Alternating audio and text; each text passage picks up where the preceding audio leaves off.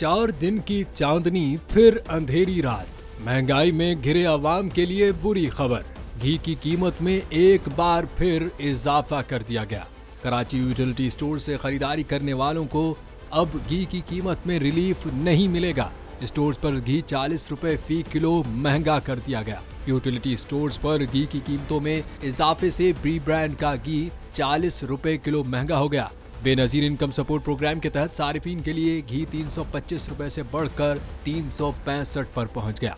आम सारिफ के लिए घी फी किलो 395 रुपए से बढ़कर 435 रुपए पर पहुंच गया। इधर मुल्क में महंगाई की शरह 41.13% की सतह पर पहुंच गई है, जबकि 18 अशिया जरूरिया की कीमतों में इजाफा हुआ। 12 में कमी हुई। लहसुन, प्याज, जिंदा मुर्गी, दाल मूंग, दाल चना, 20 किलो आटे का थैला महंगा, टमाटर, घी, अंडे और खुला दूध सस्ता हुआ।